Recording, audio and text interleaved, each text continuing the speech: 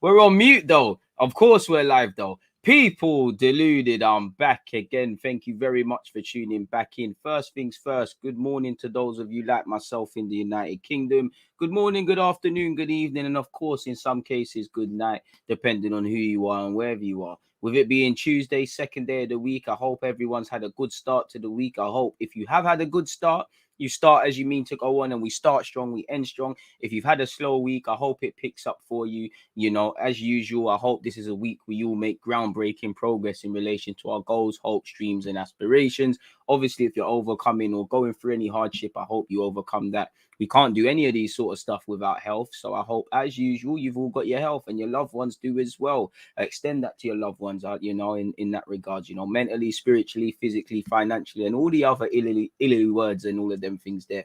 You know, you guys that are good at English probably ever find other denominations of it. Please do me a favor, hit the like button. It's a jam-packed day where football content is concerned, people. One love to everyone who was on the Twitch stream with me at 10 a.m. to 11. Appreciated everyone that's here right now. Obviously, you know, we've got Juventus versus we got Juventus Chelsea next, people. I'm excited. So that's the 8 p.m. one, you know, but before that, you know, Michael Carrick's Manchester United against Emery's Villarreal. You know, it's going to be a good game. Big up my guy, Mikal. See you in 5 hours. Invested in Danjuma. They better not let me down. I can't lie. I wasn't really rating him at Bournemouth. I thought he was decent. But I wasn't watching him on a regular basis. And he's gone from strength to strength, being capped by Holland and them things there. So mad content. If there was time to play Football Manager, folks, I would play that. Make sure you're following on Twitch. On that as well, 1 p.m. people, for those of you that have missed it, you know, a short video going over tactically what happened in the game against Liverpool. I've just dropped the link. That will be out at 1 p.m. Have I got any other Football Manager content vids? Because I need to clip up some more. I'm sure we must have one more. That might come out as well today. But yeah, man, obviously throughout the course of today, we said we're going to have some debate clubs and all of these things. I'm going to speak about Partey. You know, I think the two questions today, and we'll kick it off in a bit, you know, are we being harsh on Partey / was Arteta naive? Not just trying to fight Klopp. Was he naive against Liverpool? I would say them two. We might leave Saka or talk about Saka. Obviously, there's transfer news. We've been linked with Arthur Melo. You know, some people are saying permanent. Some people are saying loan with an option to buy. We'll go over them things. We've been linked with a young Romanian striker that I know nothing about, but I've seen that. Perez has had something to say, nothing of mad relevance, but he's had something to say. So it will be interesting to see just where we go with this. Onana's allegedly rejected us, apparently, for what it's worth. But yeah, man, it is what it is. Just gonna have to deal with it, really. So yeah, what are you lot saying? Let me get rid of this. All right, let's start with the Let's start with the debate club. Why not, man? Why not? Because I'm seeing one too many Partey comments and things like that. Let's start with this. You lot shoot off your opinions at me. Let me know where you think of Partey. Are we judging Partey too harshly? Did we think he was a messiah and he was going to come and solve all the problems? Do we need more from Partey off Partey's own back? You know, did we waste our money? Is he being hard done by? Is Arteta getting the best out of him? Does Arteta know what he's doing with his regards? Let me know your opinions. My opinions, I feel two ways. I feel with everyone in life can take accountability. Partey needs to take accountability for his form. If you're in good form or bad form, it's your fault. It's no one else's. You can't sit there and blame other people. But away from that, and obviously there's a lot more Partey could do. Where I feel sorry for Partey, I feel this year we're managing his fitness a bit better. But I just feel when we sign players, especially when you're in that Atletico Madrid system and stuff like that, clearly you're not going to get the same Partey you did. But I think I've said it before, we start blurring the lines. The man's primary job is a box-to-box combative midfielder, win the ball back. Anything he does beyond that is a bonus. I feel we're expecting him to be a pass master, a dominant midfield, just do bare things. And, you know, we haven't got a functioning unit. You know, our midfield, I don't think the minute Partey came in, you needed a more technical master. And I've said it in the last 2 games, highlighted a bit more against Liverpool. I think against Watford and against Liverpool, it's highlighted that as much as defending is about winning the ball back and fighting, how you hold on to the ball is what you can do as well. And I think we kind of struggled with that, if I'm completely honest with you. You know, I think Partey's actually started the season off well. He's picked up where he left off in pre-season. You know, I don't think he was any less terrible than anyone that played Liverpool. I do want to see a bit more to come from Partey. I don't think his footballing, his IQ is as high as I thought it was prior to signing him. But I think there's a quality player in him. I think there's a lot more to come from him. I think there's a lot more to come. And I think, you know, you look at our midfield, we barely create. We can't shut out stuff. We don't run compared to our peers. You know, what is our midfield about? Until we're able to answer these questions in midfield, you're not going until you answer the question in Partey and who is the real long-term partner. I know there's Xhaka, you know, you're not going to, you know, again, our playing out from the back, it doesn't seem like, of course, there's occasions where Smith Rowe and Aubameyang, you know, we've put together some great moves, but historically, it doesn't look like there's a plan for us beyond playing out from the back once it goes into midfield. So if there's no plan in midfield, how can you get more out of Partey? And then for Partey, obviously, until we address the midfield, you're not going to see Smith Rowe elevate to another level. You're not going to see Saka elevate to another level. You're not going to see our strikers, whether they're the strikers that are here now or we invest in some new ones. You're not going to see them. Strikers are not going to score goals if you don't create. Our productions things are meaty. I have liked the partnerships that have emerged in midfield this season. Lokonga and Ainsley, Lokonga and Partey. We need to be able to run them sort of things. And obviously Xhaka's done well, but none of these partnerships are good enough. You know, the partnerships I've just said, they're partnerships where people might be injured. You can get away with them, rotation and stuff. But I don't feel we have a quality midfield. Personally, that's where I'm disappointed, because the one place that we should look functioning should be midfield. I say it in all my live streams. Mikel Arteta was a midfielder. Edu was an invincible midfielder. Yeah, I think we expect too much of Partey. I do think Partey's having to hold people's hands like Lokonga against Liverpool. And things like that. But there is a lot more to come. And I have, you know, I wouldn't say I've been underwhelmed with Partey, because I told you, look, this would happen. But I did think off his own back, there was a bit more he could do. At times, he has felt a bit overruled. At times, he does look like, you know, he does look a bit frustrated when they're not playing him. And I think teams are starting to find it out. You know, you look at Liverpool, Partey is an expansive ball player, no matter what people say. No matter what people say. But then you saw against Liverpool, they stood on Partey. Partey's not the most expansive ball player. They've taken him out the game. Lokonga, they kind of set up a trap. They said, Partey, we're not even letting you turn, because you can turn. You saw it against when he nutmegged Fabinho.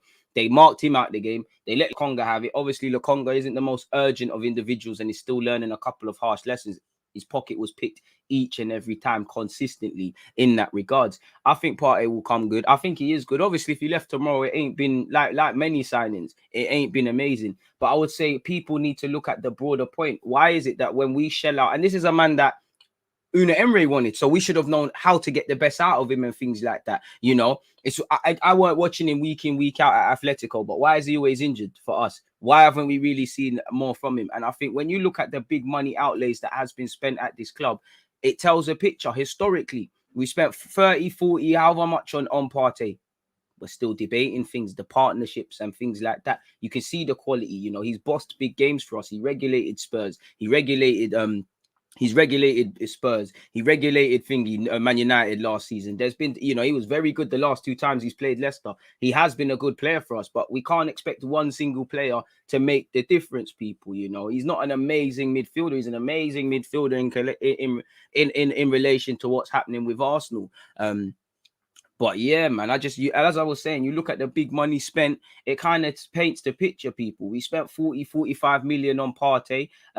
And we're still debating. You know, we spent 52 million on Lacazette. We all can agree he's a good player, but we're still going to debate that and the many talking points. You know, Xhaka, he hasn't been an amazing player, but he hasn't been a totally trash player. There's been flashpoints, good and bad in between.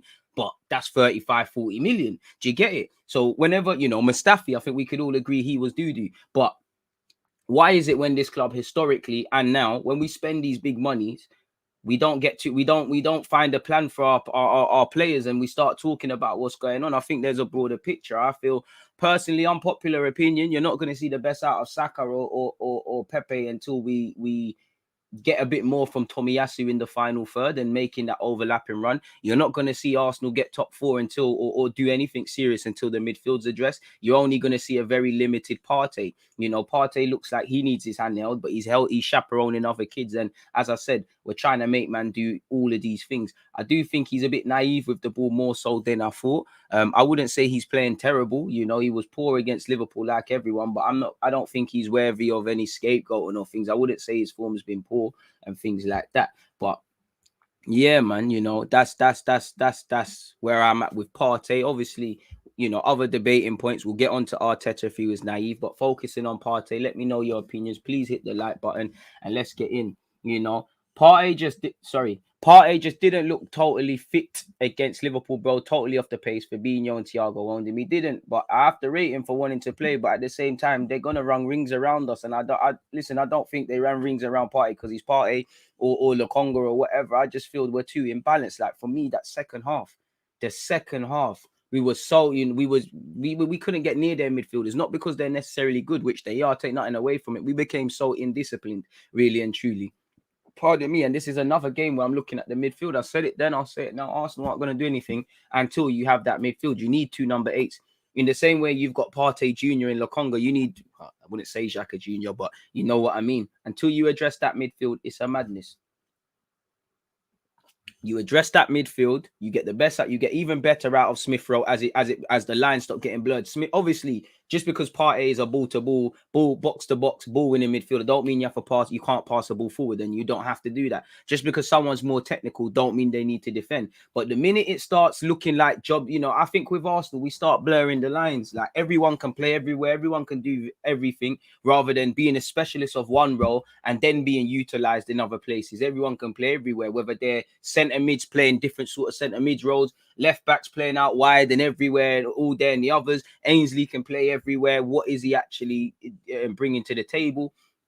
I feel you address this midfield, you see a better play, you see a better team. You know, you address that midfield, you get a midfielder that always showing to get it off them centre halves. You know, anytime we are in problems, why do you, even against Leeds in the cup, it's always a case of Ben White or Gabriel having to step into midfield, and you're going to need to do that. Chelsea do that, but none of our midfielders consistently want the ball, show for it, press resistant, you know, hold on to the ball a bit too much. I know we can't get a Verratti and Jorginho and these guys, but this is what we need. And again, we need a Spanish magician like Santi Cazorla, could, especially in a game like Liverpool, that could relieve the pressure, winning couple fouls. I think once you've got that, you see the fullbacks play better, you see the centre halves play better, you see someone like Partey play better, you see someone like Smith Rowe or Odegaard play better, because of, again, you know, the midfield is the most problematic area at this club.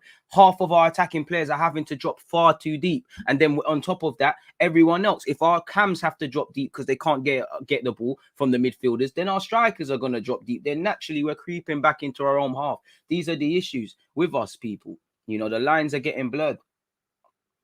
Until the midfield's addressed, it's a myth. It's a myth, really and truly. But what are you lot saying? Partey does need to up his game, but he does need to have a partner that can carry the ball in midfield and also do some work like he does. Partey is a box-to-box midfielder, not a playmaker. I think the problem is bigger than just midfield. The midfield is a problem with personnel, but the whole team is set up to fail tactically, in my opinion.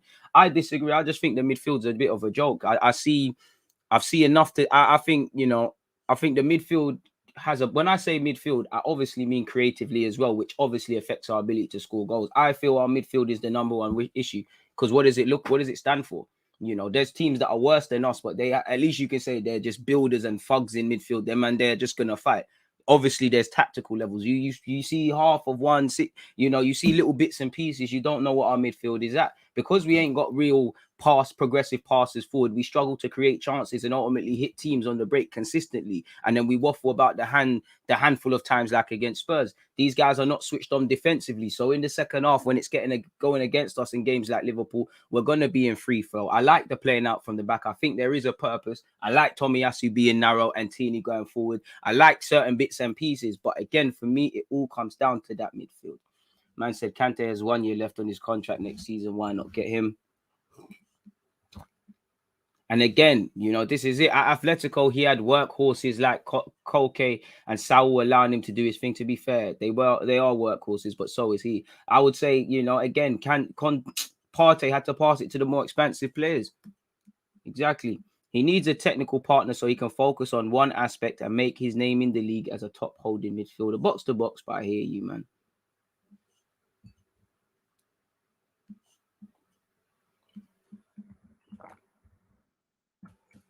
What other comments have we got? We make every attacking player look poor unless they are players that go do a solo piece. No passer will look good in our team because there's no movement. Exactly. There's no movement. You can't get the ball off the midfield because then nobody wants it. It's a scary cocktail. Hit the like button if you haven't. Partey needs to be paired with a technically gifted ball player. Facts, you give him a more, someone that can do the Xhaka stuff with Smith Rowe. Calm there. Odegaard here and there. It's calm, in my opinion. But, boy, he does have to do a bit better, man. Perez said we need another defender. Our midfield is patterned. Is he watching Premier League years or something? Boy, if we call out Xhaka, El Nene, and every other midfielder without blaming Arteta, then fans should also call out Partey for moving Buki without Arteta. That's also true. But again, I think the issues are with him. But I do agree with you, man. I have to keep it fair. If Partey did everything for us in midfield, he'd be one of the best midfielders in the Prem. He can't do every aspect on his own. With respect to Sambi, he's young and raw, goes through the motions a lot, which is facts.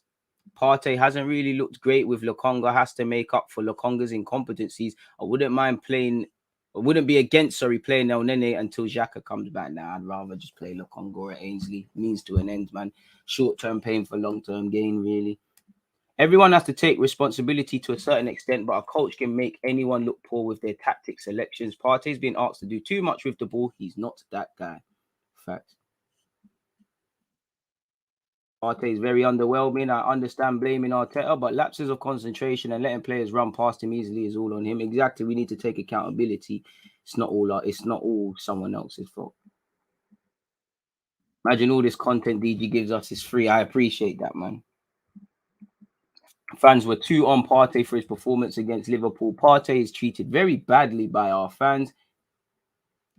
Even the mic can't deal with DG's work rate. Appreciate that. Shout out to the members, moderators, long-term subscribers, and all them things there for everybody tuned in. Like I said, please make sure you're setting your reminders on the following videos that I've just posted, people, because it is Champions League watch along night. We're doing all on YouTube, Juventus and Chelsea and Villarreal, Man United. Again, even if you can't be there, hit the like button, do what you can for engagements, people. Shameless plug o'clock. Just show you the thumbnails and things like that. I've just posted the links.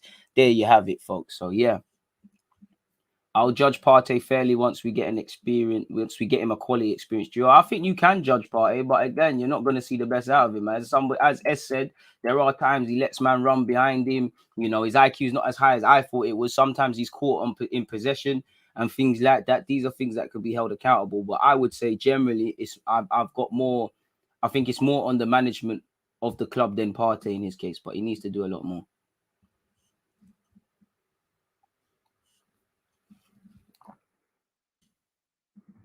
The game for me just showed our lack of depth in midfield, but I do believe with 4 additions, i.e. a striker, 2 quality midfielders and a right back to push Tommy, we could realistically expect top 4. I don't know about expectation, but expectation comes from doing things consistently.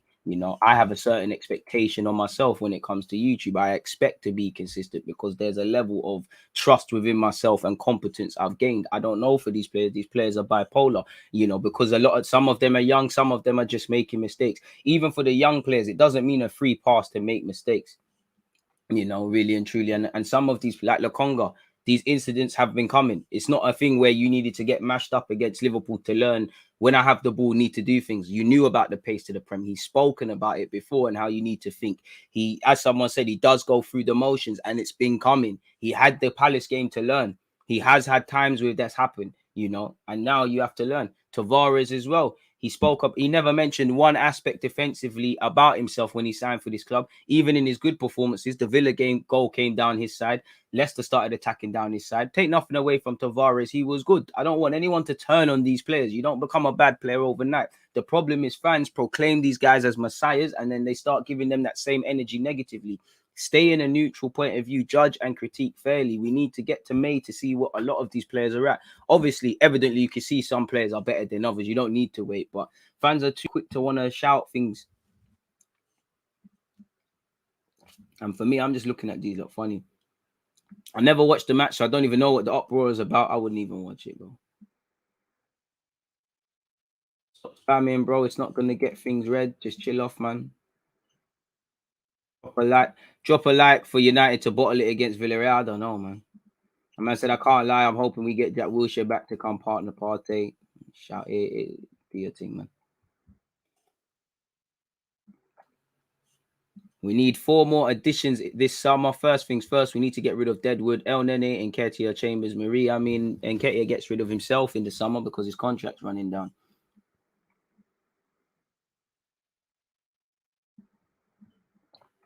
I feel Partey was signed under the wrong coach. I believe if he came in under Emery, he'd know what he'd have to do by now, probably. To be fair, Arteta rates him and he keeps talking about him. But this is my thing.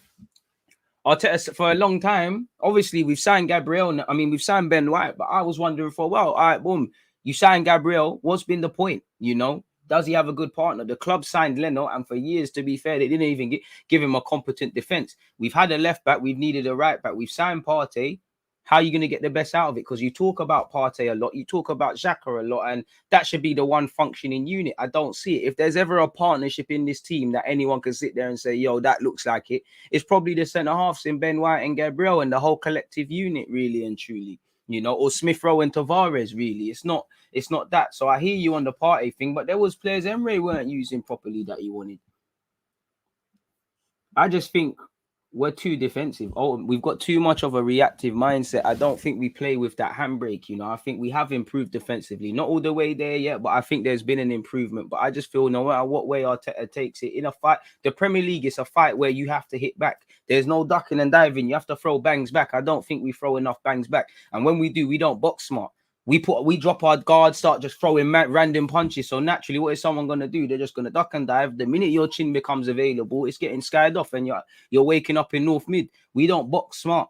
You know, you can't box hard against Liverpool. We don't box smart. And then it does feel like we run towards excuses before the games happened, you know, and things like that. So it's a bit of a madness. Partey and Torreira may have been a better partnership than with Xhaka. I disagree because we'd have fuck all going forward. Pardon my French, really. And Torreira's a soft youth, bro. Man, you can't deal with them, man. They don't want to be here. Good, interesting comments. Keep them coming, people. Don't forget to show some love to that like button as well, folks. Very interesting comments where this game is, where Partey and whatnot's concerned. We're only at 62 likes, though. So that's Partey.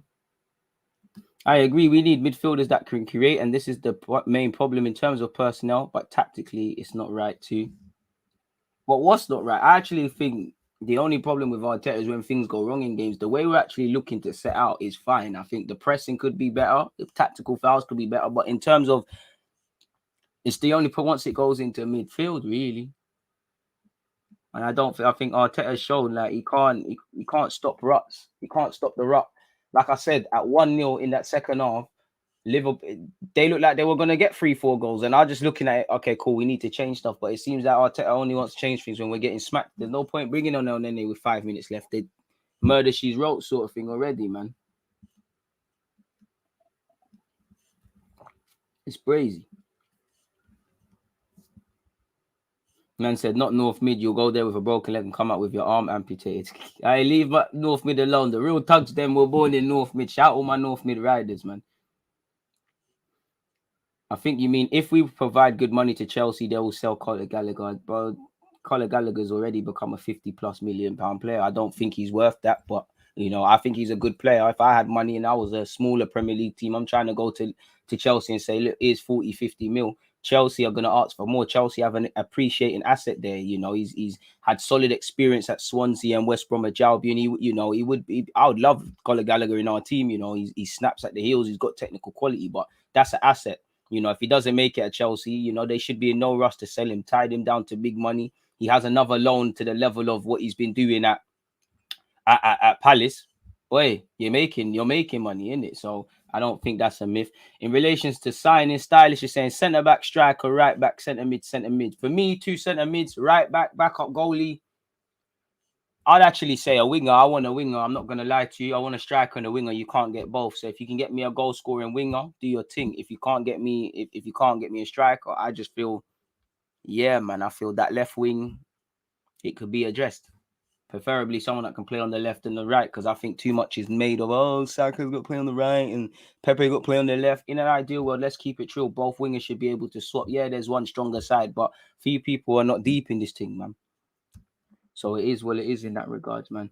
If it makes sense to sign another quality player, Arsenal won't do it most of the time. We just need to build good squad depth. I think Savic is a good option, switched on defensively, good technically, and would be about 60 million. He plays exactly like Pogba. I don't know for being the most switched on defensively, but he'd be a good signing. But you're gonna need big money, and I don't see us paying 60 million for him.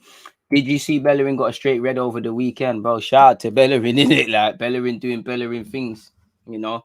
And we need to want him to do the best because, you know, him, Torreira, if they don't get permanent deals, they're going to come back to the club with a year left on their contract, and we're going to need to sort that out. We already need to sort out what we're doing for the 2024 season, for the 2024 contracts ending. So, boy, it's a brazy one, but that's that with Partey. Obviously, Saka. Now, for me, Saka's starting to look like a 20-year-old. There's no shame in that. Saka has pulled this club. You know, his back is paused. His back is why Saka's probably not in form. His back is probably hurt from carrying this team for years. Really, you know, Saka has played to an abnormally high level. And he does his thing. Wait 1 sec before we carry on. 50 mil DG, DG 50 mil. I don't believe he'll make it at Chelsea, but he's a 30 million pound max player at the moment. If he gets 10 league goals, then maybe, bro. He's in that English premium, that English cap. If he has one more year, bro, he's 50 million. As I said, I'm trying to pay 35, but you can easily make 50 million on Conor Gallagher. Very easily. If Sigurdsson, don't even want to say them names, can go for 50, someone that's going to get many years, still got many years in front of them, probably going to get other caps, you therefore will. And I don't think Chelsea should be in a rush to sell him. I don't know if he makes the grade at Chelsea because there's bare man there, but you get the point. But as I was saying with Bukayo Saka now, like he's starting to look like a 20-year-old. I don't think man should turn on him. I think if you're keeping it true, Saka probably should be dropped. You know, he hasn't held on to that number 7 shirt for a while now. Even when he set up a corner and he's been affecting games, even before the last couple of games, Smith Rowe as well. You know, there's been people that could have been dropped, and again, it's a squad game. Not everybody, especially the young Haaland boys, they're going to struggle for 38 games to play to a high standard. So just because I said he could be dropped or whatever doesn't mean much. You know, again, if Saka was going to these Liverpools and these cities and all of these things where I think he can go to and play for these big clubs, Saka would have been dropped for the foreseeable future a long time ago, like you see in that City. You know, don't get it twisted. Saka for me is the most important. Nobody's chatting to him on the right wing, but I think he probably put scoring against Newcastle, but maybe just pulling him out of the lineup, letting him come off the bench and then seeing a real reaction against City, against Man United, could be the thing. I still retain faith in Saka, but it's a thing where Arteta, because we're leaning so much on this guy, we can't leave him out. I think Saka's form will get back there, but if I'm honest with you, the form is quite shocking. You know, we need him to go and get more goals and all these things, and he's struggled in that regards. Like, again, just even in front of goal. And for me personally, I think Saka gets away with murder defensively. Nobody said a damn thing about Saka and Tomiyasu against Spurs. No one said anything. Well, Tierney got a lot of heat for the Chelsea goal, but nobody said anything for Saka there. Saka sometimes don't make mistakes defensively, but he stops tracking back, and nobody said anything really. And sometimes and just sometimes the standards aren't there. Like I said, it's not a turning on Saka thing. He's still good. Obviously, mentally, he's probably struggling. But man has to carry the team really and truly. He's doing more than others. But we have to keep it true. Saka ain't looking like the number 7 at this moment. And he you know, your number 7, that's a target now. Arsenal, any team, any big team, quote unquote, that has 7s and 10s, you're always looking at them roles, you know. As I said, Saka probably still stays in the team for me and plays week in, week out because there's no one else. But I can't sit here and say Pepe shouldn't get a chance, you know. I can't say he shouldn't. I can't say he shouldn't get a chance for the next game. In the same way, Ainsley, I would have went with Lokonga and Partey for the Liverpool game, and it didn't work. Ainsley, you didn't probably deserve to be dropped.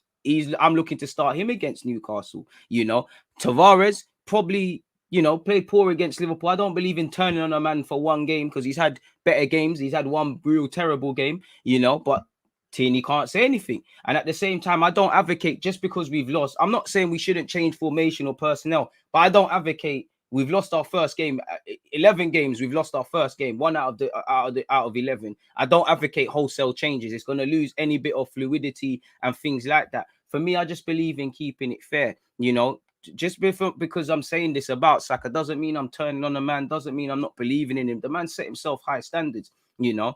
We can't cap. I hate fans that you want to have energy for Pepe but not Saka. I hate that sort of stuff. And what I hate, even what I've said there, I hate this, oh, let's attack this player because that player. Keep it true. It's a 38 game calendar. No one, and we've got an average age of 23. Are you lot, the people listen? None of these players are going to do a madness over the whole season. Smith Rowe kind of started off a bit slow. And then, do you remember him and Odegaard? They're in the lineup. They were both moving a bit shaky. Smith Rowe took his game to a next level. And in the last 3-4 games, excluding Liverpool, he's done a thing. You know, Saka is going to find himself again, you know, without a doubt. Gabriel's going to go through difficult moments. Ben White's going to go through difficult moments. In the same way everything Ramsdale was touched has turned to gold, there's going to be difficult moments for my man. These things are going to happen. These men are young. You don't know what you're getting from 10 games. You know, you really don't. This is the territory we're going in. They're unlearning bad habits. They're learning good habits because people really underestimate how difficult it is to be consistent, you know. That is what they're developing. For Saka, for me, he needs to learn to strike a ball. And he seems like he's thinking too much in front of goal. One thing I like about Saka historically is quick decisions. And sometimes he's taking too long to make them. He's looking a bit predictable.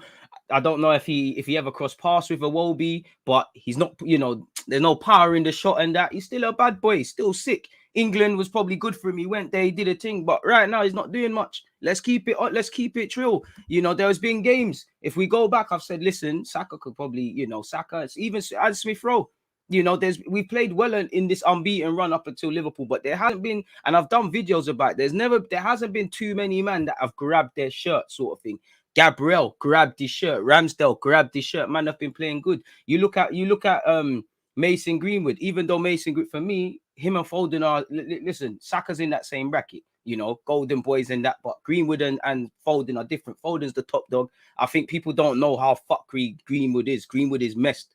And Southgate, I know you spoke to his family and all these things. The man needs to be in the England squad. One love to Greenwood Senior and Greenwood's mum, but I don't care what they said. Slap him in the team, innit? You look at Greenwood last season, the one thing Ollie did right, know when to pull a man out, because fans do this annoying thing where they gas a man. And with this whole potential things, they start taking it too far, putting unrealistic expectations. And then that same topic, they start calling man overrated. Look how Greenwood, he struggled. I think he went 10, 20 games without scoring. I might be wassing. Come out the team for a little bit. Come back now, look at the man. It's as simple as that. And we're in a dangerous territory because we're having to rely on Saka. Smith Rowe, we're having to rely on, man. There's not really facilities for them to be taking out the team and all of these sort of things, which is wrong. Saka, big up Saka, number 7, all these things. But when he's moving shaky, he should be able to take him out. There should be other people to take the mantelpiece. And that's why, as much as I love the average age of 23 and that, I need other players to step up.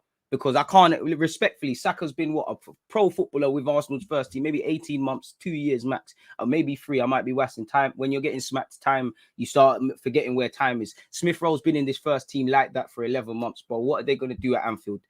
There might be, if we play Anfield at Liverpool 10 times, there may be a game they do a maz up. What are they going to do at Anfield against them quality players?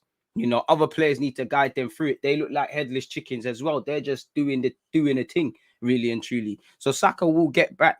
Players go through bad form. Saka has to go through this. For me, it's just about improvement. And for me, it's more on Arteta. There's an over-reliance on Saka. And I get it. Saka starts every week for me off that right wing, what he gives us and things like that. But at the same time, if you're not playing well, then what's going on? And I'm not going to lie. I think Pepe, the one thing Pepe's better than him at is defending, really and truly. That's it. And Saka's defending's been meaty. I don't expect a man to be the finished article, really and truly. And for me, I've said it before, I think Tomiyasu, we're not going to see too much from Saka and Pepe to a higher level or any other winger until Tomiyasu starts overlapping a bit more. Just because Tomiyasu's got tech. He's not going to be Japanese Dani Alves. He's not going to talk to Cancelo and Trent and Reece James and all of them for this attacking thing. But that doesn't mean you can't learn to put balls into the box, get forward and do things. But I don't want to praise professional footballers for meaty stuff because it might be a wow thing to us, but I'm not surprised to see Tomiyasu switching a ball with his left peg. You should be able to do that as a pro baller. But that tells me you've got it in you. For me, it is a bit of ability. Tomiyasu, not really kind of stiff, kind of steady Eddie, but it's a mentality thing. And obviously, as mature as Tomiyasu looks, you're seeing it in games that my man is 22. There's a good foundation. As much as we need new players to improve us, we need to improve players that we've brought in. You're not going to get there overnight. Probably difficult to see because he's a quality player, but Van Dijk has improved from Southampton to Liverpool. We need to know what Ramsdale's good and bad at, what Ben White is good and bad at, Tavares, what he's good and bad at, what Saka struggles with, what Smith Rowe struggles with. You know, we brought in Tomiyasu. Okay, we needed a fullback. We've got a competent fullback. How do you take him to the next level? I hear what Arteta is doing about this narrow three at the back thing. I'm telling you for true, it's gonna get found out. You can't do that in the Prem consistently, or if you can, you need to pick your moments. Think about it logically. If you lot are playing Arsenal and you know Tierney or Tavares is gonna get forward and Tomiyasu is gonna become narrow, yeah.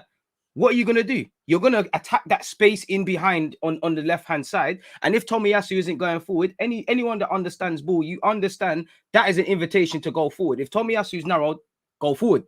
These are things we're going to need to mitigate against. And again, if Tomiyasu is going to be the narrow fullback, you need to do what Chelsea have done when Azpilicueta plays to save his legs. You might need a winger or a centre mid to overcompensate on that right-hand side because you know Tomiyasu can't do it or you don't want him to do it. Really and truly, you know. So yeah, let me know your opinions. Keep your opinions coming. Debate club is quite good, didn't it? Really and truly. Partey, Saka. I mean, the only one I didn't enjoy, Lacazette. Hey, I'm not speaking about Lacazette because you, man, swear I can't lie. Though. You don't come like you want to fight me for just speaking about Lacazette. But anyways, make sure we're hitting the like button and we're setting our reminders for the Champions League stuff later. We've got Michael Carrick's Manchester United against Villarreal, Chelsea against Juventus later to come. Tommy needs to cross more. It's decent. This is what I'm saying. For me, it's a mentality thing. You know, Tomiyasu's a steady Eddie. Respectfully to his team at Bologna, they're probably a very reactive team. They're used to being on the back foot. We need to be on. For me, I can't lie. I want to see Arsenal on the front foot a bit more. And I think even in the games against Watford, I won't say we was necessarily a front-footed team. We're just better than them man there. And I think it's just mental with Tomiyasu. Like I said, I think he's got the ability to be able to cross. Really and truly, and do a couple things. It's just like you said, it's just a mentality thing. You need to. He looks very cold-blooded, but he looked more nervous than man think as well. And when you listen to his interviews, he kind of indirectly touches on these things, people. So that's where I'm at with that, man. Hit the like button if you haven't. Jeez, it's a tough crowd, people. 85 likes. Man loves Saka. Man love Laka more than Saka, bro. Man love these players more than the club. Respectfully, we're going to be here after these players. So I don't understand why people keep it trill. I'm glad you're keeping it 100. Saka scored 5 Premier League goals last season. He's not clinical and it really costs us because he gets the majority of chances. I wouldn't say he gets the majority of chances, but Saka is good enough to become a winger that can get aiming for double figures. So he needs to be able to do that. Simple as that. He's had chances. And again, when our team don't create chances and our players aren't necessarily prolific, it's an issue. Deluded, do you think Sterling would be perfect for us? Right age, experience, and that way he plays and trains how he behaves off the pitch would be great for our young guns. It would, but I mean, I would question. Sadly, it's got to the point now. Listen, I think Sterling, there's legitimate reasons for him to want to sign for Arsenal. You know, he remembers when we was actually good, London aspect. He's worked with Arteta. He could be a leader. But we've now got to that point now. As much as I'm fond of this thing we're trying to do, them sort of players there, if they sign for Arsenal, playing devil's advocate, I'm asking why. Because it can't be for sporting honours. And if I'm Raheem Sterling, I wouldn't be able to go from the things City do and the things we see City do, and God, Lord knows how they carry themselves off the field, to then come and be part of this Arsenal team. I couldn't do it. It'd be wasting your time, bro. What? Sterling's same age as me, 26, turning 27. Bro, you're going to waste it, bro. You can't be wasting your prime years. And he's spoken about wanting to go abroad. So, I don't know. Maybe he runs down that deal and keeps it moving, man.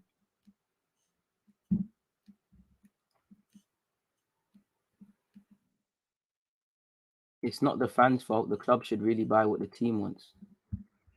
Big up you, David. No clue what the hell that means, but shout to you. Agreed, if Bakao could shoot, it'd be brazy. Exactly. And I'd say it just comes from decision making. Sometimes it looks like Saka's caught in two minds. I think Saka, I think he's struggling with the Euros hangover still. And as harsh as it is, bro, you know me, my heart bled for him. I came here and I defended him with all this racist chat. As much as it kills me to say and I sound a bit heartless, you need to fucking get over it. Life goes on, bro. It's realistic, real life. He still looks like he's still thinking about it, in my opinion. I don't think you're ever going to see that. Well gone for Reece Nelson. Is he cooking? Maybe bring him back. Man, you probably just got to call that one a day. Keep Tavares against Newcastle. They're poor defensively. That's what kept Tierney out the team prior.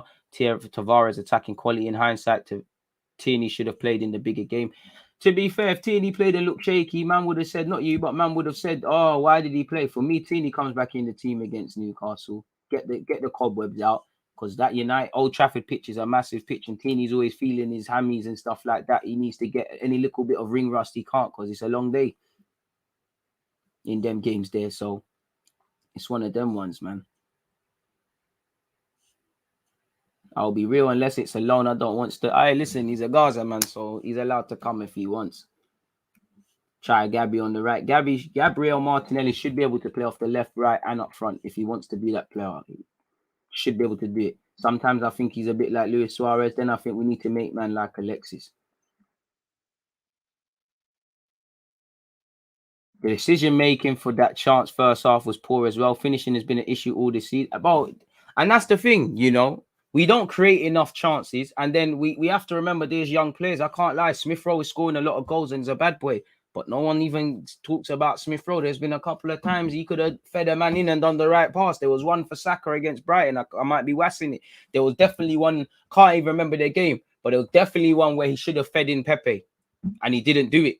I'm prepared. These men are learning and things, but when you're learning and people are not doing the job, you're tactically we're offering fuck all, pardon my language, in terms of creation and taking chances. It's a dangerous territory to be in. Like, it's a very dangerous territory to be in.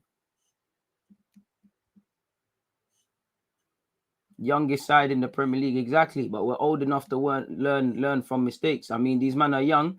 You're all old enough, No one has to help you wipe your ass. No one has to help you, cut your food up. They're all grown men.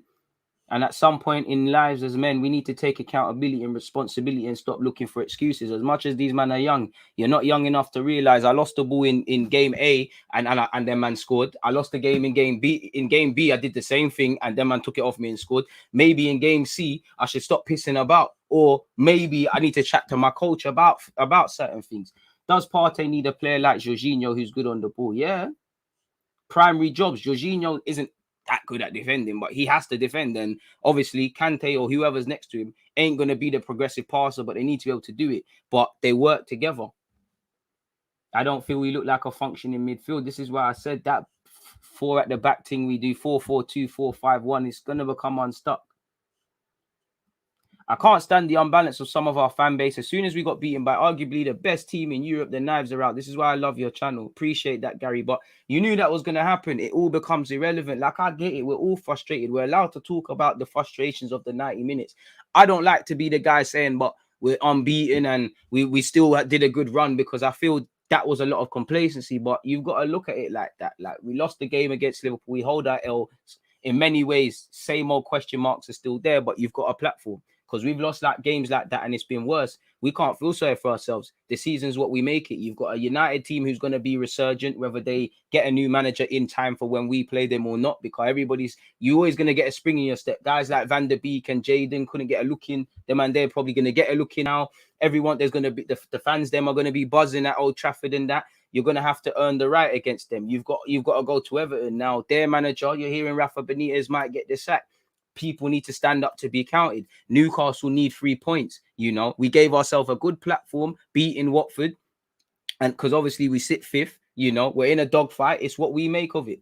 It's what we make of it. We either feel sorry for ourselves or we make peace with it. We've dropped points. Other teams have dropped points. We're going to drop more points. They're going to drop more points. But we need to up it. Any sort of complacency, if it's out, it's out. And to be honest, them knives were out already, bro. Do you remember the Brighton and Palace game? Man, we're on to Arteta. And I'm not saying not criticizing Arteta, because you can do that. I'm talking about the out brigade, For me, Arteta should have been sacked last November. So he's still in that territory. I said it at the start of the season. Arsenal is in the same territory for me. I like what the new players are doing. I love it. I see some building blocks. I see some questionable stuff, but I haven't learned anything about Arsenal. I've said it. I know on occasion you lot can win big games. I know you lot got clangers in you. I know you lot can put moments of form together. But I haven't seen anything to truly believe you lot have turned a corner. If you get out of the January, if you get into the January period and you're still in and amongst fifth and that, I start to believe. If you show me something from January to April, I start to believe.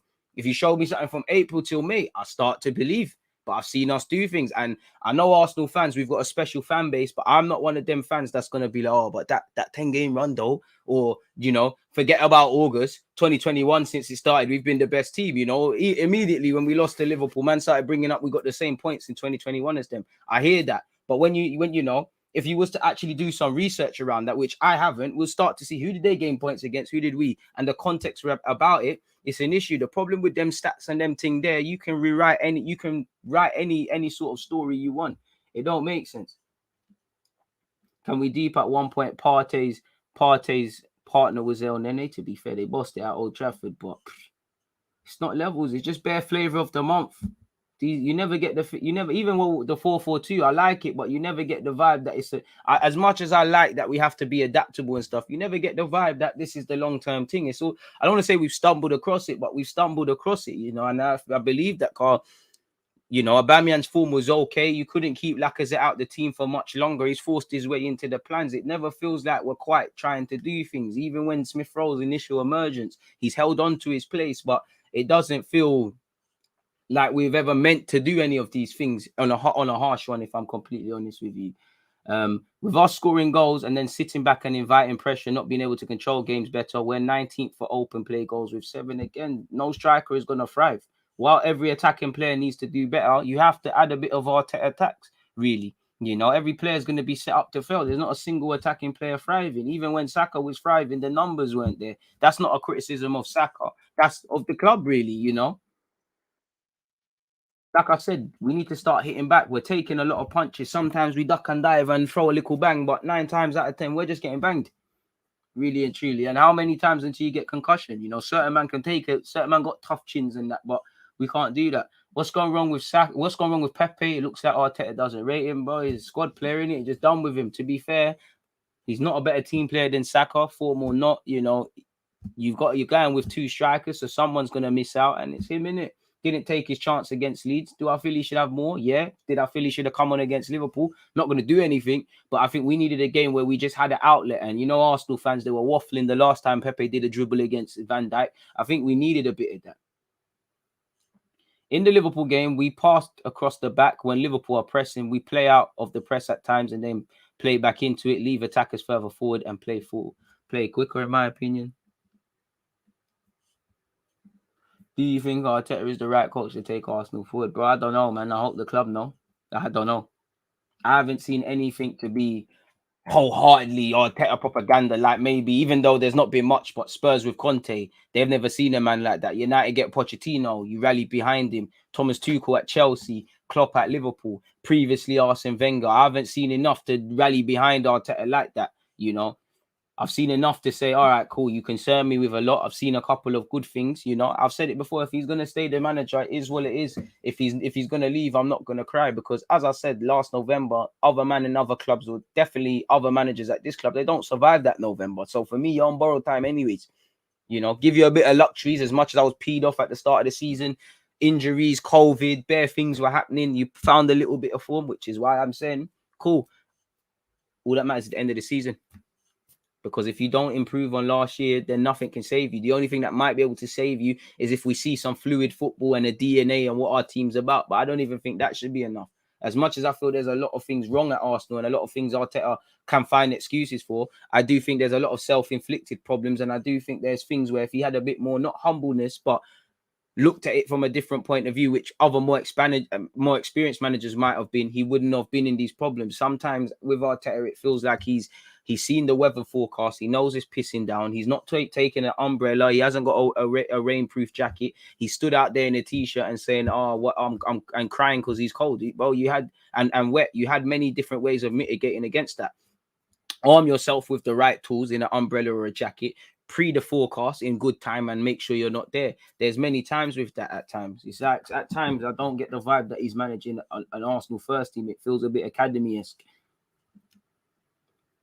But as I said, I said at the start of the season, I say it now, the gloves are off. No one has a free hit. You know, you know me, I love my Highland youngsters. Apart from that, and even them, credit where due, they get talked of.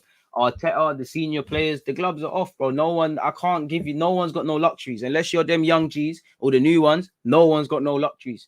No one, because the gloves are off. After last season, no one deserves any luxuries.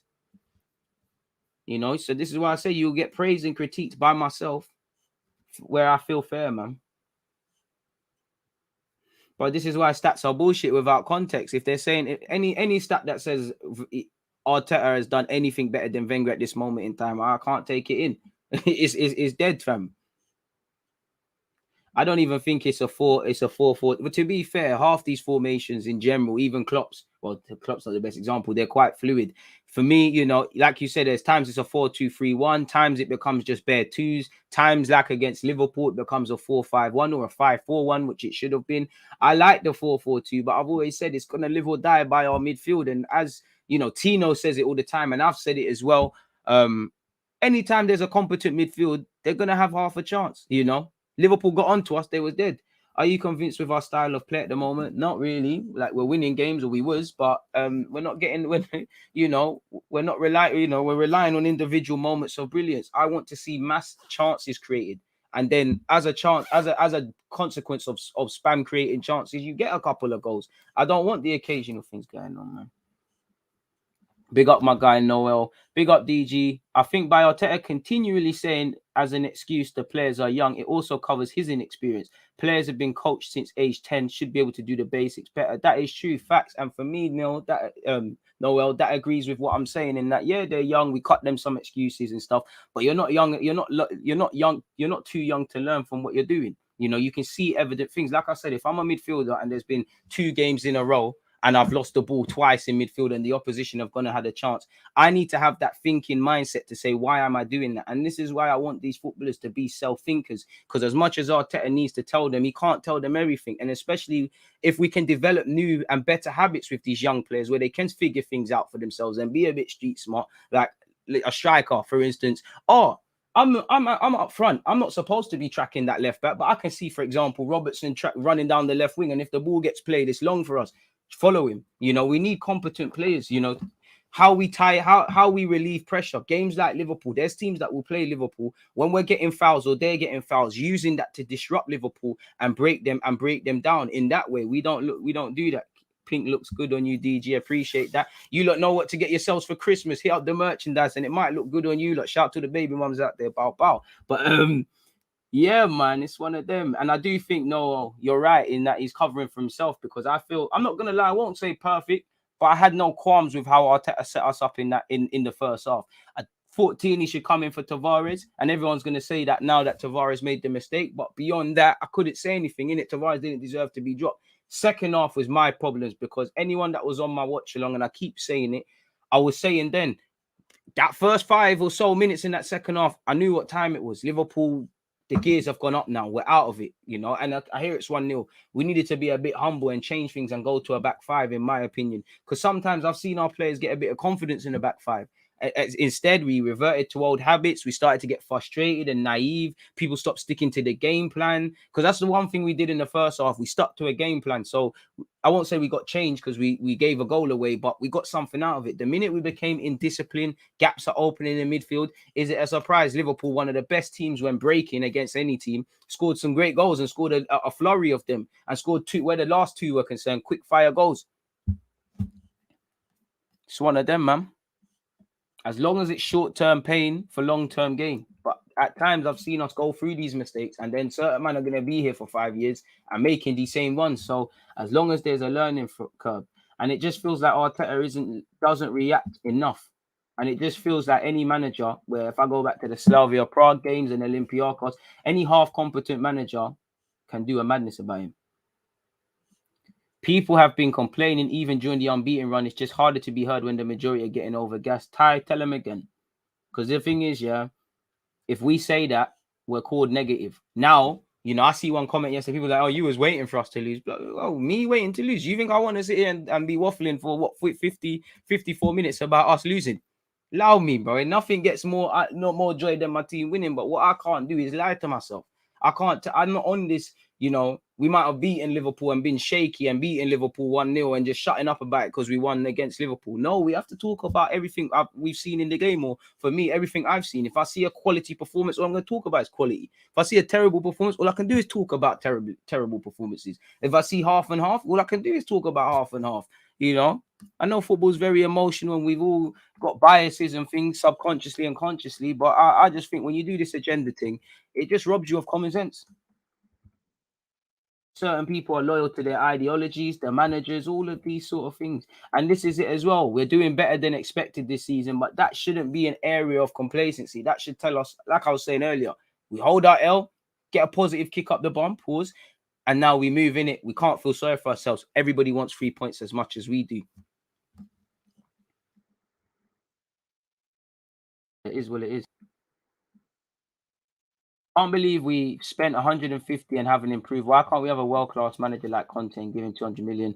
We have to see him go to Spurs. I don't know if he'll get 200 million at Spurs, and I think it's a bit harsh because at the start of the season we were saying that, yo, we spent all this peas, we can't see it. I'm not going to sit here and lie. I wouldn't say I wasn't screaming sign Ramsdale. I did like Ramsdale, but I didn't scream sign Ramsdale.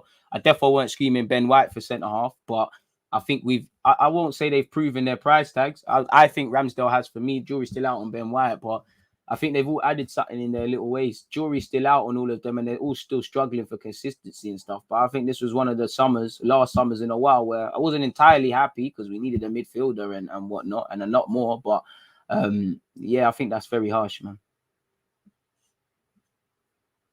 You look around the league, every team has an identity and formation that resonates their manager other than us. I hear you, Raz, but what I used to think that, and then we have to flip it.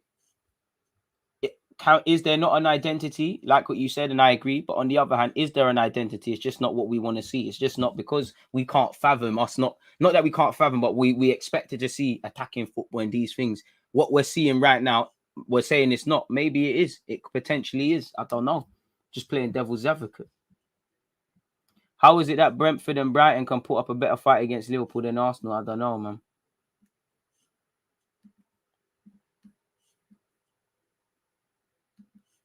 We're gonna build up with time. It's their first times at the Premier League for most of them. No club gave success in their first season without money. I hear that, but that doesn't mean we can't speak about what's happening at this current moment. I mean, bring Anthony for 50 mil. Bring that. I'm trying to get that done in Football Manager, to be fair with you, but I need some peace. Bring that. I can't admit it was a hard sell for Anthony at first. I thought he was a bit rubbed. I'm on the hype train. I mean, if you can get Karim Adeyemi, Arsenal need to employ me. Just send me Germany. Bring me with a sporting director that knows all the technical terms. Let me chat to Karim Adeyemi and his family. I'll get it done. Dortmund, if Dortmund trying to get him, Dortmund, come and sign me as well. Mislintat, if you watch DG vids, I don't mind working for Stuttgart. Anything to get out of the hood, man. 150 million spent for our keeper to be man of the match every game. Boy, this is it. And fans don't want to read between the lines, man.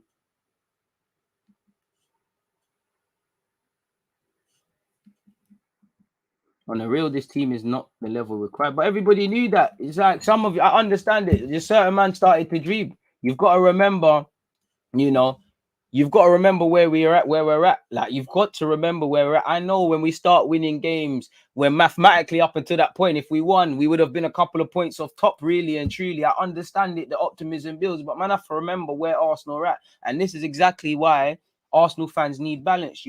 Don't call these. I think Arsenal fans are as inconsistent as the players. One week these guys are the best thing since sliced bread. The other week they're terrible and things like that. It's jarring, man. I wouldn't agree with Pepe's hold-up play better than Saka's, or ball retention for that matter.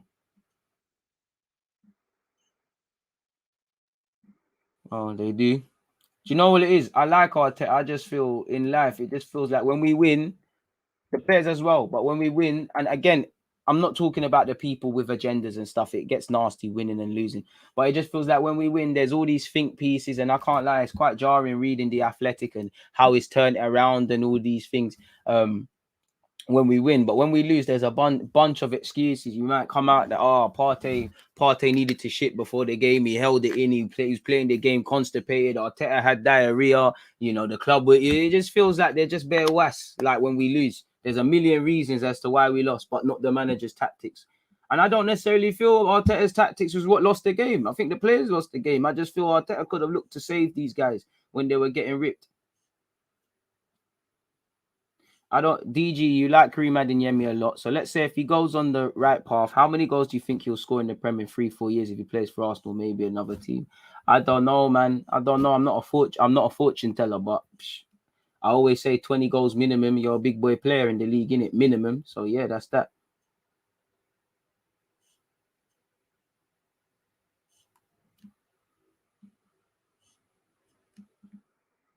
Context as well, really. I saw what Liverpool did to Atletico over 2 legs with a world-class manager and a much better squad. Newcastle 3 points is there. That's true, but at the same time, this is where I think fans lack balance. You're either extremely angry at the fact Arsenal didn't beat Liverpool, or you kind of, not you, but people either overcompensating on the fact that Liverpool are a great team. You know, where the reality is, all of us fans, or the majority I can vouch for in the comments, it was about the performance. And in many ways, it wasn't a typical Arsenal performance, but it is. We sat here and we said we wanted to see if Mo Salah's a great player, which is. What can you do if he dances past 8 man? What can you do if you see a Van Dijk defensive masterclass? What can you do? These are or Alisson does his best De Gea impression at the Emirates a couple of years ago. What could you say? You know, make it difficult for them. And in many ways, we did. In fact, we didn't do that. You know, that's all fans wanted to see. You know, if you lost 4-0, say you could have done all this and still got rubbed out 4-0. Fans would have seen it, but that was it. And for me, just because we couldn't go there, and for me, I can't sit here and say, all right, cool, there was a bit more in this and that. There's an issue. As much as we talk about we've installed more grit, fight, determination, and all of that, if we can't, if we just go on what we're seeing, you can't say that. You know, you can't.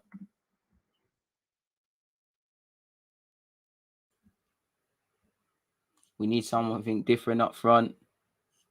Play Eddie DG. Let the man go, man. Partey was supposed to be out of that game. Ainsley Maitland-Niles should have played. I mean, Ainsley Maitland-Niles and Lokonga could have got savaged the same way.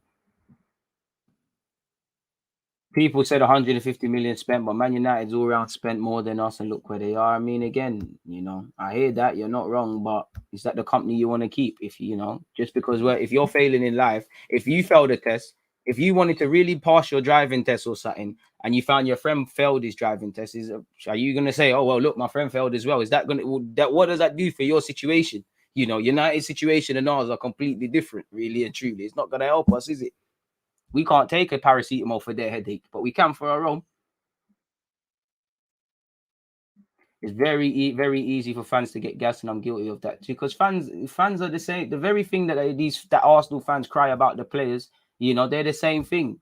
You ain't got high standards in general. In fact, Arsenal fans ain't got high standards. They don't know what they want. They lack any balance, you know. They lack any consistency. A lot of the things that the fans are angry about is very hypocritical because they don't demand it of themselves. And I'm not saying just keep a cool head or balance for the sake of balance. Like just look at what your eyes are telling you. Like football's a very emotional game, but you have to use common sense.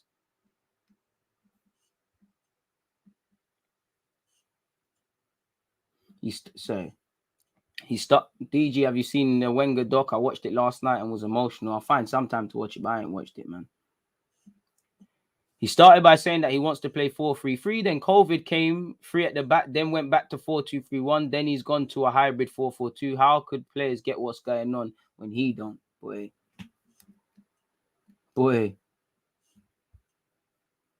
I'm not going to blame the players. Arteta had no plan B, same subs always. Everyone takes blame. Arteta could have reacted quicker. The boys let themselves down for the goals. We don't win or lose or draw together. You know, when we win, it's not always just the players or the gaffer. We don't win, lose or draw alone. It's all a together thing. So it's one of them. End of the season, if Arsenal aren't in Europe, Arteta has to go. He'll have had more than enough opportunity, and not delivered. As far as Chelsea rejects go, what would you say to Lampard next boss? No. I can't. But you might as well just persist with Arteta if you're going to give it Lampard. Like in the same way, you know, no disrespect to Lampard, but he's someone learning on the job.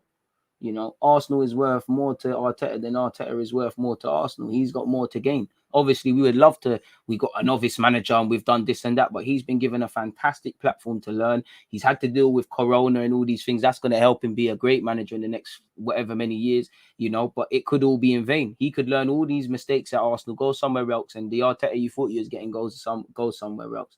It's crazy. Your comparison is top level, bro. Like it don't make sense, fam. Like the United season right now is on the toilet, but what does that mean for me, bro? Like, them man are still probably gonna get Europe somehow. Them man are in Europe. Like, what is Arsenal saying? Like, I'm not a Man United fan. I couldn't care less. Like, you know, if you was to say something like, all right, cool, it just shows money spending don't mean much, and it's not a name brand thing. Cool, that's more valid. But they're having their shit season as well. Come on now. On the plus side, West Ham and United both lost. Exactly. But like last season, we've been doing it prior to this week, but you need to be able to make up ground when these guys drop points, because you're going to drop points again. We'll have to see. And obviously, someone's going to have to drop points, you know, between us and United 2 weeks from now. Well, next week.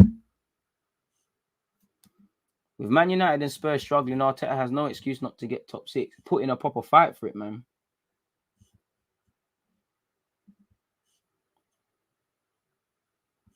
Nene and Partey were part of that midfield who beat United and Chelsea away.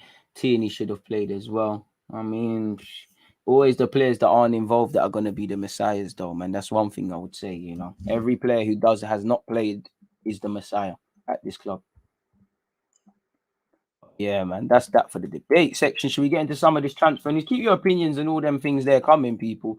But I think we should look at some of these transfer news. Romanian forward linked. What else have we got? Onana rejects contract. Yeah, we got bare things to talk about, people. But yeah, apparently Arthur, you know, let me know your opinions on Arthur Melo. He's been linked with a loan with an option to buy. I'd be for it. Now I know he has a terrible record with injuries. You know, he seems like he's on the party lifestyle. But if we're just looking at footballing ability, Arthur Melo for me would be a great sign. He's someone, you go and check my old videos. I wanted him when he was at Guillermo. You know, I think he's very technical. A lot of the things that I think Arsenal struggle to do, he can do it. He can help progress. I think he'd be a good partner next to Partey. Very diminutive, very hard to get the ball off him. All of these sort of things. It's not worked out for him at Juventus. You know, it just hasn't worked out. As I said, there's a lot of baggage he probably comes with. But an option in January on loan, I wouldn't be against it for what it's worth. Apart from the injury record, it's quite calm. I don't think we're getting him for what it's worth, though, people. On that as well. That's Arthur Melo. But before that, quick shameless plug. As I said, Villarreal versus Man United. Make sure you've hit the like button and set your reminders for that. Chelsea Juventus the same. Make sure you're all there for that one. But yeah, looking at this, people, you know, this was 4 days ago and it's resurfaced, people. Apparently, Juventus are working to sell Arthur Melo on loan for 18 months with an option to buy, which could become an obligation upon reaching certain conditions from La Liga and the Premier League. There are clubs interested in him. Juventus are waiting for official bids to open talk. So he's someone that's on the market, someone they want to let go, but nobody's put any offers in. Us and Leeds have been linked with him over the last few days. And as you can see here, Arsenal, Newcastle, and Leeds set for three-way transfer battle over classy midfielder Arthur Melo. As you know, he struggled at Barcelona and he ended up at Juventus last season. A bit harsh. I just don't think he was rated by certain guys. Allegedly, they're willing to let him go for 35 million euros. I can't lie. I know there's a lot of baggage, but I'd probably do it. Apparently, he has changed agents in a bid to get himself a move, and apparently, the Premier League is said to be his favorite destination. I mean, Todo thing, this article just chats a lot of nonsense for clicks. They've named Arsenal, Newcastle, and Leeds as the three clubs expected to show an interest. Obviously, Bielsa, South American, and that they bought Junior Firpo from Barcelona, so they are open to getting people who haven't hit the heights at Barca. Newcastle needs signings and they're looking for ambition. If I'm Arthur, I'm only going there on loan because they might go down. Arsenal, I don't know how much of an interest, but he's 25. He's an extremely good ball player. I think if he starts playing and getting his head correct, he's back in the Brazil shouts. He's back in the shouts of being a top midfielder. I really do like him, and you've got to take a chance on these damaged goods. But again, the injury record is probably what most people are not on. So if we type in Arthur Melo, And obviously, he's barely playing. So again, he's not going to be fully match fit. He's not going to be in the best sort of condition at Arsenal. So it's probably something to steer clear of. And you know, he's not really at the best of times where playing for his club is concerned. People, not where I thought his future is going to go. He's only made 4 appearances in the league, 2 in the Champions League, which means 6 in total. Only made 38 appearances since signing for Juventus, actually. And he's only managed 26 appearances in Serie A. And obviously, as you can see here, he's had surgery. A lot of his season's been plagued by injury, and he's just working his way back. So this is someone that clearly Allegri hasn't got much time for. So it is what it is. Where's the injury one? Let's see his injury sheet. Because I don't want to sound, I might be wasting it, but I'm sure he's had a terrible time with injuries. Let's go on detailed. So as you lot can see, people, beer injuries at Barcelona. Obviously, add up the days and the games missed, tells you everything. Since he's been at Juventus, bro, he's missed bare things as well. Like he's missed bare things. Like he's, to be fair, not really the most of games, but he keeps having niggling injuries. You know, man's had leg injury, hamstring. He's had surgery again. He's had little knocks here and there. The injury record list isn't exactly promising, but I always like to believe the beautiful things in football, and you know, I'm extreme Brazil biased. I would make it happen if I'm completely honest. I know nothing about this player, but apparently Arsenal's transfer interest in Romanian strike prodigy Inasis Stoha, who scored on his debut age 14, confirmed by his club. Now, we have signed a couple of decent, talented Romanian players in the future and been on their case, but I know nothing about him. Apparently, he's one of their biggest talents, and he's an under-21 international and all of these things. Let's see what he's got. The 18-year-old has had a stunning breakthrough season with the Bucharest Giants. He scored 6 goals in 14 and set up 2 more. Allegedly, Arsenal scouts have been looking at him since September, people. Apparently, their owner said it's good that Arsenal are monitoring Inanis, but there is no point as he's not for sale. He could be in a year or 2, but not yet. He's technically skilled, physically strong, and very smart. So make of that what you will, people. Just to quickly go back over the Arthur Melo stuff. Arsenal aim to keep Leeds Newcastle at arm's length for the £35 million transfer, as you lot can see here, people. So yeah, just more articles confirming our alleged interest in certain players.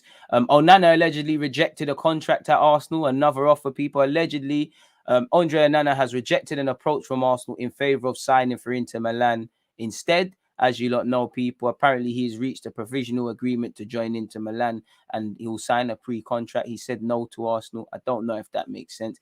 He's only getting a 3-year deal at Inter Milan. Probably could have got more finances at Arsenal, but we've just signed Ramsdale, and I don't know how long Inter Milan's keeper is going to be, so there could be something there, people. Again, Inter allegedly aren't sure whether Onana will be their number 1 next season or sit behind Samir Handanovic for a while. Exactly. So there seems, well, it could be the same case at Arsenal, but there's that in it. We're expected to lose Leno in 2022. And again, him and Onana and Ramsdale, neither player wants to sit on the bench. No one wants to sit on the bench, but can we find a number 2 that kind of accepts that? I think Matt Ryan kind of did accept that and was quite humble in that regards, really, in that he'll push all the way, he'll take his chances, but beyond that, that's where it ends. Hit the like button if you haven't already, folks. So again, in terms of Arsenal's transfer stuff, that's it, really. You know, Perez has said we need to sign another centre back. I don't think he's necessarily wrong, but it is what it is, people. Let's see what he said here in the Daily Mail. He said, in my opinion, they should sign English players because we need English players in the squad, because when you play in the Premier League, you need a player like this. For example, in my time, I played with Tony Adams, Lee Dixon, Martin Keown, Ashley Cole, and this was the base for your team. They need to spend the money on a defender, in my opinion. To be fair to you, we got Saliba coming back. We just spent 50 mil on one. I hear it. Listen, if you can get a centre back better than what we have, I'm all for it. But can we just spend that outlay on a centre middle too, bro? Hope so. And I don't want to just get English players for the sake of it. I would like it, but yeah, man, they need to actually be good. Perez went on to say, I wish, because this is my club. When he was asked if we can get top 4 this season, I know for Arteta it's not easy, but they need to, with Edu, to rebuild the team. I know they spent a lot of money during the transfer window, so I believe always in the club they need to fight. Apparently, as Sportsmail revealed earlier this month, the Gunners will have a maximum of 200 million to spend in this January transfer window if they want to use up all of their financial fair play. Obviously, a lot of that is going to, wages are going to have to be factored into that, but there is money, and we should have done this in the summer. That's a shame. Fatty's house was burgled, but let's see how much Arsenal allegedly have to spend. Well, apparently Spurs could spend up to 400 million within FFP. And they can spend more than Chelsea, bro. All right. You look at the wiggle room. Oof. Arsenal can get to around the 200 million mark. Spurs can spend that. Whether they've got that or not is another thing. So we'll have to see, people. That's quite interesting. Quite interesting, but that is that, folks. You know, that is that.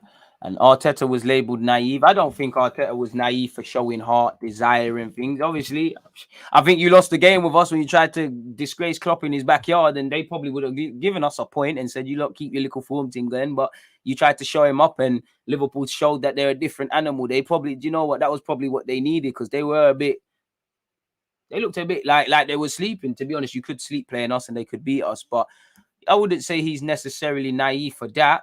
You know, I like to see that. I wish that was shown on the pitch. Obviously, I think if Ava was naive, I think it was not changing things quickly in the second half.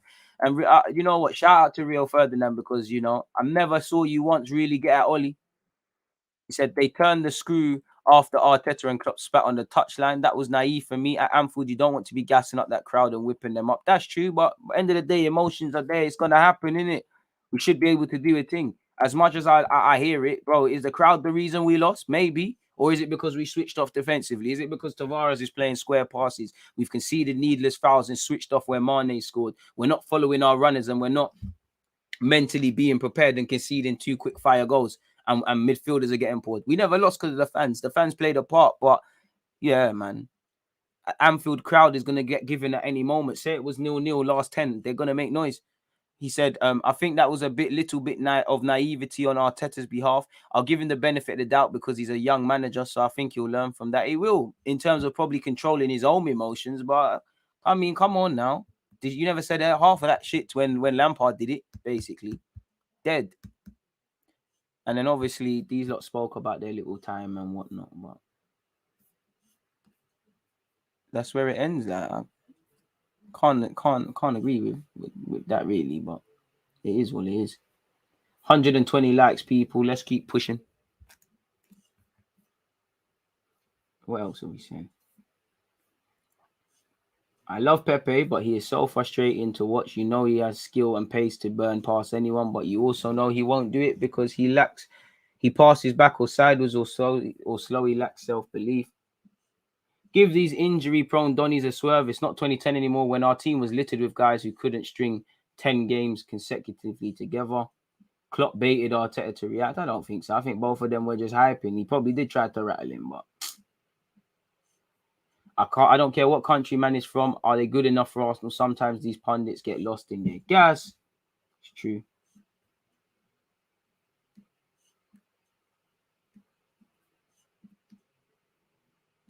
We are relying on young players because the senior players are not stepping up. Why is no one calling out Odegaard too? He's just as missing as Partey. I mean, Odegaard's been a bit part player.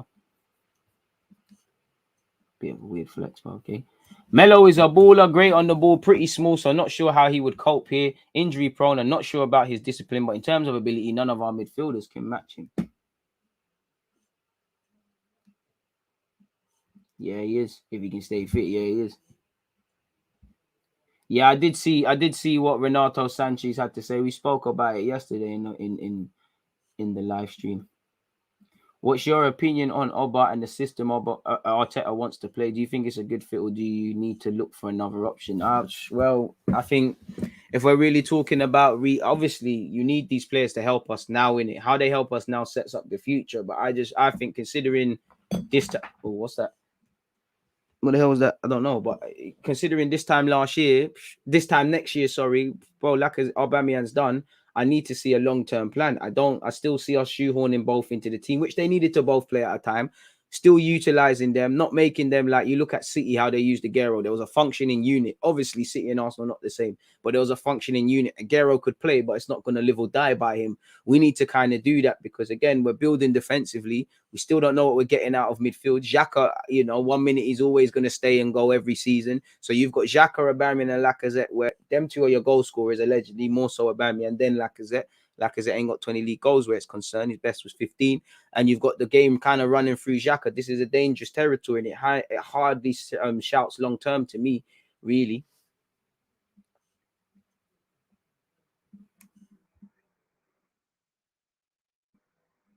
Would love Guimaraes, but yeah, man, not gonna happen. Arteta was getting hyped over an elbow that never happened. I think we are going to get a good centre forward and good midfielders in January. No more mercenaries. I hope we can release Holding, Chambers, and Kolasinac, El Nene and bring about 6 players into the club. Kemi, you're probably dream chasing if you think that's going to happen in January. Pardon me. DG, I believe against Liverpool, there was no expression from the players. They were limited by their roles given by Arteta. I believe it was a managerial's brilliance. I believe it was a managerial's brilliance, performance, needed decisions making or not. I think both are to blame, really. I can't just. DG, have you ever thought about doing your badges and applying for managerial jobs, starting somewhere and working your way up? Well, it is, but do you know what it is? You just see, I'm not going to lie, like the chances are against you. Like, it's color of my skin puts it against one, being a black coach. And also, like, I feel it for a lot of my friends in the industry because the game's the game. But I know, man, that have been coaching for years. Someone will just, because they're an ex-footballer, they can go to the Welsh FA, get their qualification quickly, and then just get a top job. It don't really make sense. And when obviously I'm a talent ID level, I'm a qualified talent ID level 2 scout. When I look at it, it's like the scouts I talk to, half the time they said if I had my time again, I'd be an agent or something. A lot of the real scouts, they don't get much bang for their buck. They might get their petrol, they might find the next guy, but that's where it is. So yeah, man, I'd have to leave it. If I was to take coaching seriously, I'm more likely to leave the country unless I get an academy gig.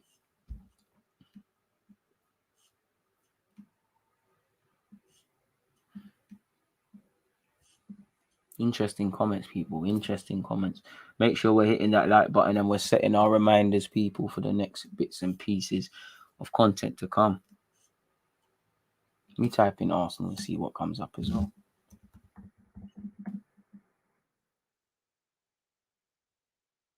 Oh man, I'm talking about Aaron Ramsey and that. Who's your striker target? Adeyemi, Isaac, all these guys. I would love Vlahovic, but it's madness. What would you say makes a great scout? Obviously, having an eye, but also recognizing your biases, because I might always want to look for talented technical based players, but there might be someone that might not be the best technically, but he might equally have a chance of being a footballer. But because my bias is tended towards a certain footballer, there's that. I would say also looking for, not forcing it, knowing where to look, not just looking for the sake of it. You've got to know where to look. You could waste a lot of time just looking. You've got to know kind of where to look. And I would say just the best scouts, in my opinion, just watch the most football, really. What should we do with Martinelli? I think he'll get his opportunities. If he doesn't in January, he needs to look to keep it moving.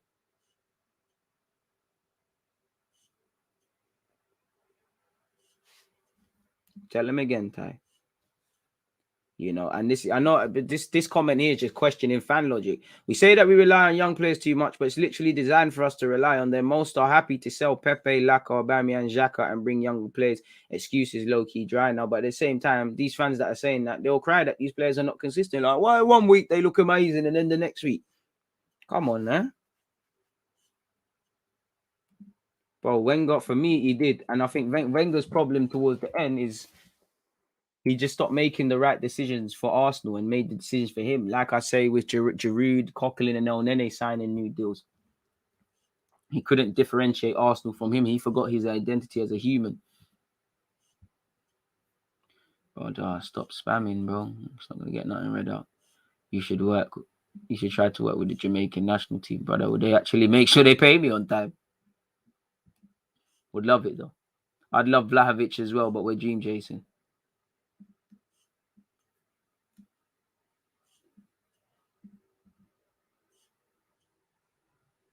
I hear that one when it makes sense, man. But disheartening, man. I actually don't want to be harsh on Partey and Sambi for the last game. Every time they got the ball and looked up, there wasn't much movement on them showing for the ball. Smith Rowe and Saka didn't help. But Morgan, I hear you. Everyone was shit, bro. Everyone was dead. Everyone was dead. It was dead. Nothing happened. It was dead. I hear you. Like, someone said, come to America. I would love to. You know what? My English accent might do a lot. That's why I'm saying, man, I have to move out, man. The English accent might do a lot. I might be talking complete nonsense, be moving like Arteta, but because I've got a British accent, you know, they might actually, you know, think I'm saying facts. Why not? I could say, I might be able to say stuff like 4-4-2, you know, say something basic. Like, if you're playing a 4-4-2, it means you have two strikers. But you get me? Because it's the accent. You're sounding kind of mad, didn't it? Like, oh my God, he knows what he's talking about. I would love it, man. I'd love it. I'd love it. I'd love it. I'd love it. DG on ESPN would be litty. Would be litty. Find it'd be much easier to sit and question things than actually doing it. You know, just by you lot playing Football Manager with you lot. Bloody hell, I don't know how being a manager in real life. DG Lingard available for 10 mil. Apparently, I'd definitely get him. Nah. I mean, we'll focus on the Liverpool. We'll preview Newcastle in the week, innit? I don't know my 11 now, but I know Tierney would start. I know Ramsdale would start. I know Tierney, Ramsdale, Gabriel, Ben White, Tomiyasu by default, Partey by default, Smith Rowe. I'd say that. I'd probably be Partey and Odegaard at this moment in time. Or Ainsley, but yeah, biggest one. I'm still undecided on Pepe and Saka. English accent makes you sound fancy around here. Trust, bro. I'll be acting up. Excuse me. Where's the toilet? Where's the loo? I'll be acting. I'll be saying slang words you lot. No, I don't know what I'm talking about. I'm just acting up. I'll just be acting the hell up. Do you know when I can buy any decent chips? I think you call them French fries. Do you know how much acting I'll be going? I can barely see the tomatoes in front of me. Where's the tomatoes? I'll be acting. Absolutely acting. Absolutely acting. But probably, you know, the manager, I'll get bagged like Emre, caught in some dodgy dealings outside, you know, catching me with place when I'm supposed to be coaching. I'm doing things I'm not supposed to. But yeah, man. Anyone, you know, shout me, man. You lot that in America, on my behalf, reach out to these clubs there, man. Martinelli under Emre got 10 goals and looked like a wonder kid, but under Arteta, he's a bit part player because Arteta's got a reluctance to find things, man. Arteta's a manager, like, if it's not broke, he won't fix it. He does do kind of scary things and cowardly things, if I'm completely honest with you. Rah. When did this happen?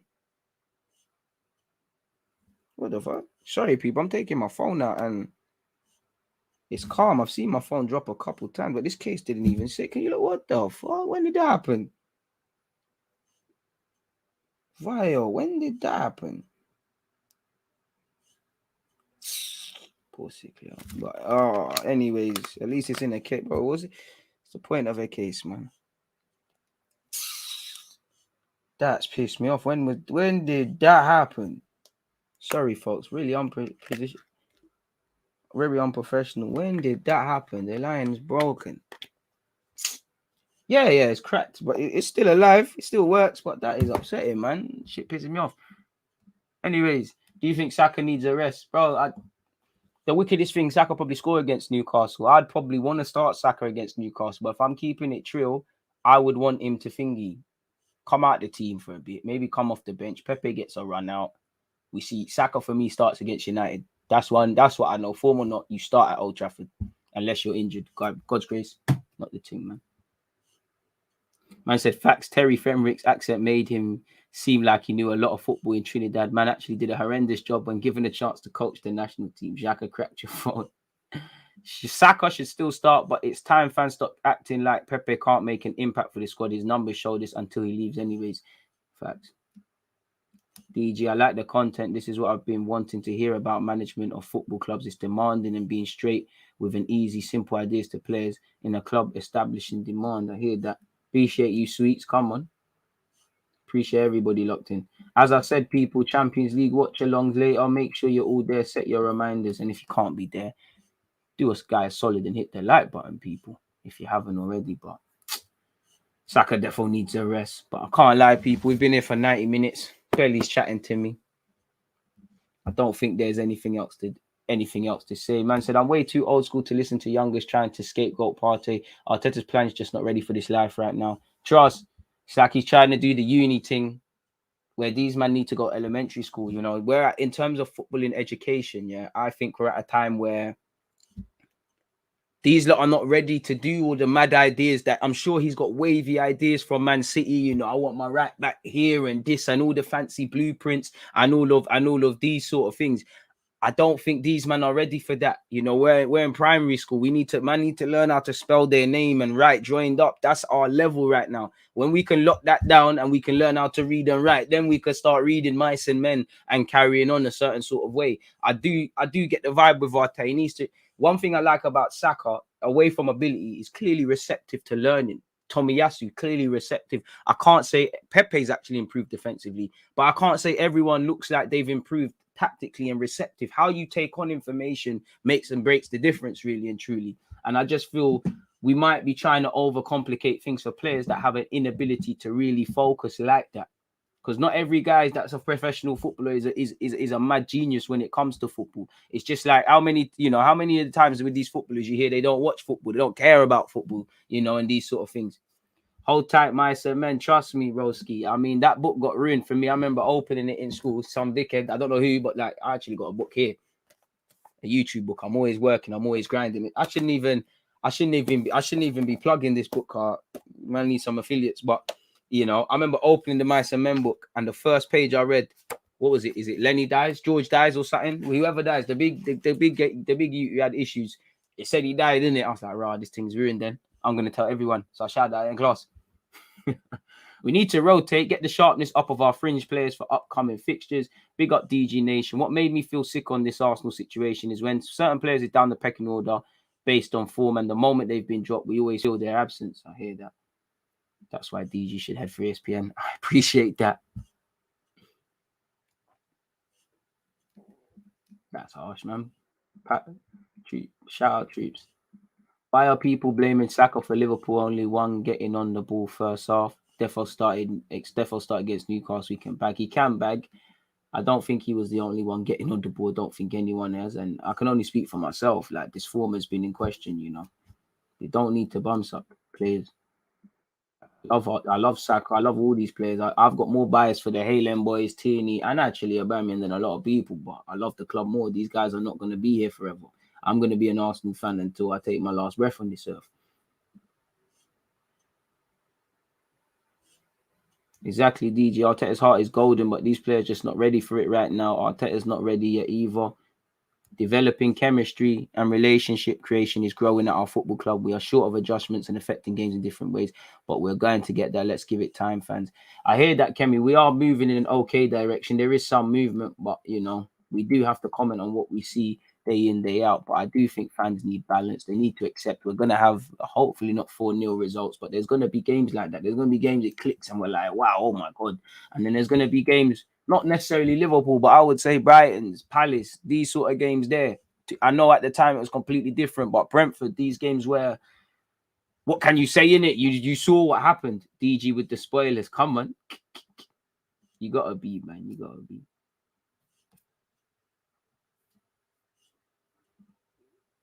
Yeah, I know. What else, people? Couple more questions. Let's get them in.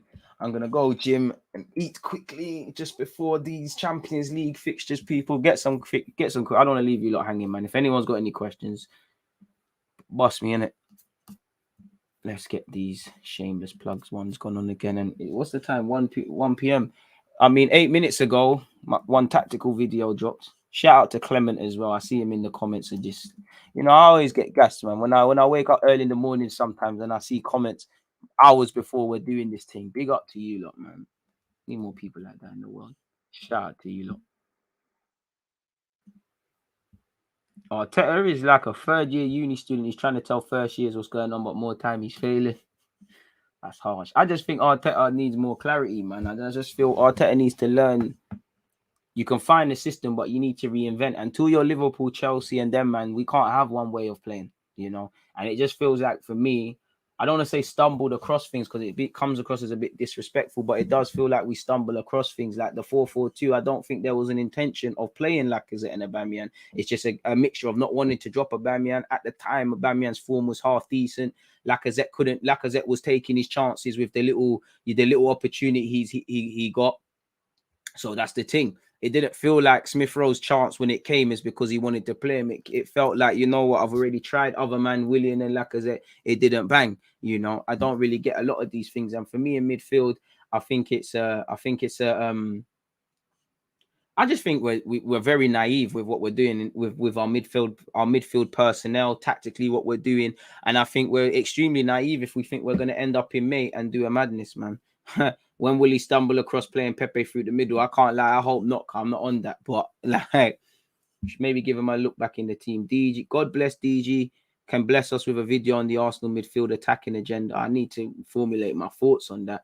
Big up Deluded. Hope we see you someday on AFTV. To be fair to you, I wouldn't bet on it. You know, Robbie's got my number. I think, man, I blacklisted from them thing there, but probably because of that James. But anyways, I've been on it before. But yeah, man, I think just type in my name in AFTV, you can see some, obviously not relevant ones, but you can see some throwbacks and things like that. I can't lie. Every now and again, sometimes when I'm feeling down, I'll just go through my comments to remember that I'm not the worst. Like I've actually got talent, and sometimes I'll go on my old comments of these AFTV vids, and I'll be like, "Rah, like maybe we shouldn't give up." It's one of them ones, really. So yeah, man. Come on. I don't know, man. I just think that I think people just see everything's feeling a bit coincidental. Certain man, I'm getting blocked on certain platforms. I'm getting rubbed out. Certain man are blocking, man. All of a sudden, certain like too many things. I don't have any evidence, but certain things are too coincidental for me, innit? But you get me, man. I'm not talking on none of these things. I'm not with this yatty thing. Them man do their thing, man. Wouldn't mind punching him up though. But who said that? Bro, I think Saka, Smith Rowe, Greenwood, all these young G's, they don't get a chance to breathe, bro. Like, Saka's been playing to an abnormal level for club and country for a while. He's bound to go through a tough bit of form. And now it's not the lovely moment now. It's now man have to be doing the job, really. If a low-level country national team offered you a scouting job, would you take it? Yeah, if it's somewhere in the Caribbean, why not, man? Why not? Free holidays and that. Why not? Leg day twice a week, bro. Push-ups and sit-ups. To be fair, I've got a pulled calf. I can't do no leg day right now. Perfect excuse. I actually can't do leg day. See your picture, you're on some madman thing, but I'm not on the, you know, and just go gym, do a little thing. You're on the power man thing. When Kolasinac leaves, you need to send in your CV, man. We need you on the bench. The drill is them. Come on. Appreciate that. Come on. Listen, this is why I just keep doing what I need to do, man. The streets talk. You know, come on, man. You know, DG. We might not be the biggest, but we're therefore the realest. And it's not even about this. You get me? It's done. Smash them likes if you haven't. Hammy calf, brother. It's the same thing, bro. The whole leg is, but our man's not a physio. If anyone's a physio, preferably the galley, shout me. And then, yeah, man, I'd be more than obliged to, you know, link. Have a look at the hammy, see what's going on, bro. I can't run like I can't push a nothing on my leg. I can just about stand up. Now how much it hurts to stand up. You lot can't see, but my leg is. Well, I keep moving it. My legs pushed, plopped up. Do you know what I do for you lot? Allow me, man. Allow me. But on that note, people, I'm gonna be back. It's 1:30 now. When's this one? 5:10 is when I'm live for Villarreal Man United, and then I think 7:40 we'll be doing up Chelsea. So yeah, man, there's all of that sort of stuff there. Go and take that one in. Man said I'm on one today. I'm always on one, man. You know, and they said DG was boring. Nah, that's a bit harsh. There's, you know, you got Graham on AFTV. You got quite a few people who talk sense, you know, Turkish as well. Shout out Turkish.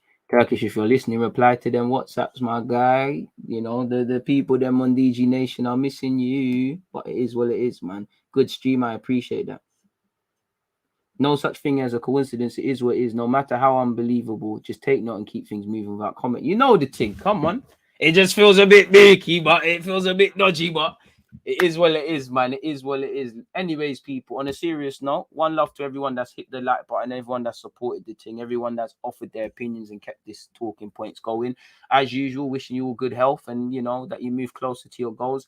Want to say a big thank you. Every day we're going live, and there'd be no point if you lot didn't offer sensible things and we didn't have little comments and all these things. So, yeah, man, stay safe. Take in the rest of the content. I'll catch you lot in a couple hours, man. Yeah, man. Somebody said no more bangers. Let's run a couple. Well, I say couples to one.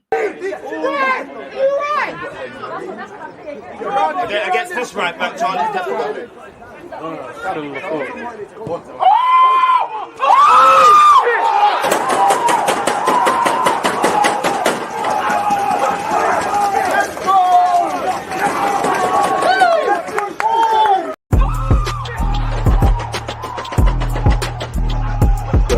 Always just that active red light defenders. I think it's like